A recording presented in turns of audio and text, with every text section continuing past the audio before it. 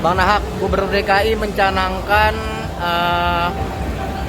WFH 2 bulan pada warga Jakarta demi mengurangi polusi udara yang dibilang Jakarta sudah sangat-sangat parah, Bang. Abang sebagai salah satu pakar hukum juga setuju gak, Bang, dengan wacana ini, Bang? Kalau menurut saya setuju ya. Karena yang pertama ini banyak orang sakit. Saya sendiri aja merasakan buruknya polusi yang ada udara di Jakarta ini. Makanya ada anjuran pemerintah untuk adanya penghijauan ya di beberapa wilayah, bahkan bekerja dari rumah, itu salah satu solusi. Tapi solusi yang paling penting lagi memang harus pindah ibu kota, karena beban ibu kota sudah semakin berat. Ya, makanya kalau menurut saya mungkin dipercepat ibu kotanya di Kalimantan. Yang kedua, memang kendaraan-kendaraan yang memang sudah di atas 5 tahun itu harusnya memang sudah harus mungkin dievaluasi dulu lah, karena kan asapnya kan terlalu besar. Kebayangkan ini Jakarta ini kan dikerumunin dari Sumatera, dari Pulau Jawa, semua asapnya di Jakarta. Jadi Jakarta sendiri akan mengalami persoalan besar, terutama masalah sakit. Anak-anak kecil itu kasihan. Coba kalian ke rumah sakit, banyak sekali orang ispa, batuk-batuk, di rumah-rumah banyak orang batuk. Makanya untuk supaya mengurangi itu, pemerintah sudah mencanangkan sementara 2 bulan pekerja, terutama pegawai negeri ya, bekerja dari rumah, ya, work from home, WFH, itu salah satu solusi. Tapi solusi lain mungkin penghijauan lagi, dibuka ruang hijau di Jakarta lagi lah, supaya mungkin CO2-nya diserap oleh O2, banyak tumbuhan lagi harus ditumbuh. Karena kalau tidak, ini bukan hanya nanti masalah polusi, ya udahlah, ini masalah kesehatan, nanti lari ke masalah sosial. Setelah lari ke sosial, ini akan arahnya ke masalah ketenagakerjaan, karena orang juga tidak bisa kerja, ya kan? Kemana-mana takut kan orang sakit ya. Jadi kalau saran saya, mungkin dengan adanya istana yang baru mungkin dipercepat supaya mungkin sekitar puluhan bahkan jutaan orang akan moving ke sana, dengan kendaraan juga pasti akan berkurang, semua bebannya juga akan berkurang. Karena kalau ruang hijau itu mungkin salah satu solusi cepat. Tapi mau tanam di mana juga sebanyak itu pohon, ini juga solusi loh. Apakah diwajibkan tiap rumah harus nanam pohon?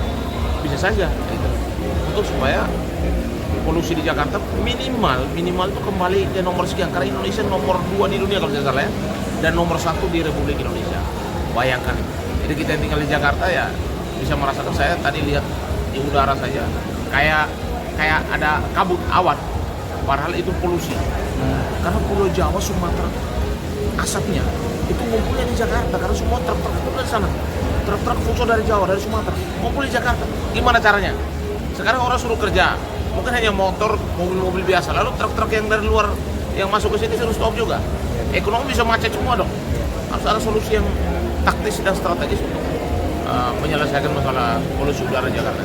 Salah satu wacana gubernur juga 4 in 1, Bang. Kan dulu kan 2 in 1 ya, zaman dulu. Sekarang 4 in 1.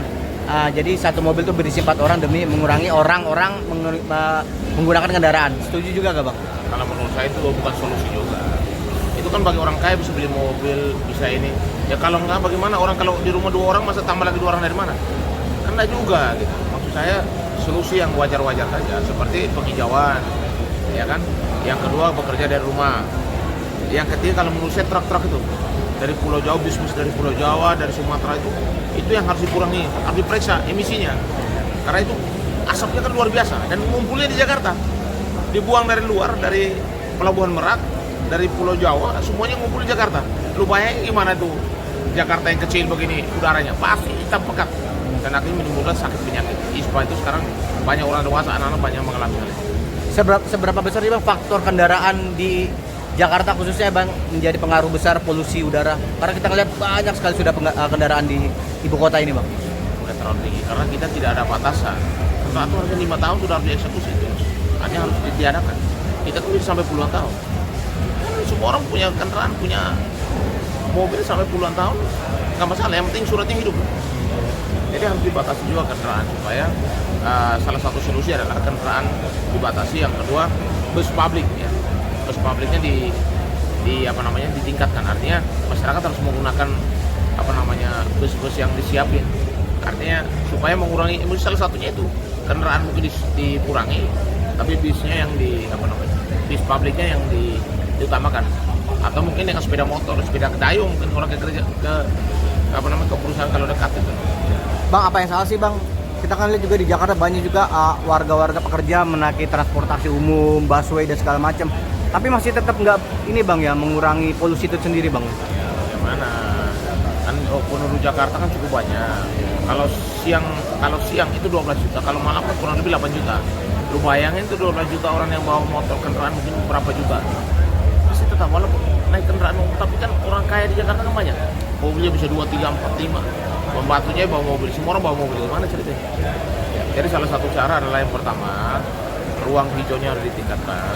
Yang kedua, kendaraan-kendaraan itu harus dikurangi, terutama kendaraan di atas 5 tahun itu yang sudah mulai asapnya terlalu tinggi, jadi stop.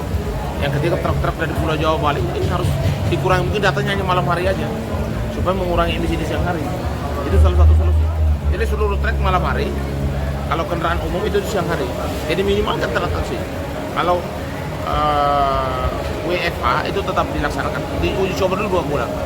Karena kalau tidak, operasional pemerintah kan bisa macet juga.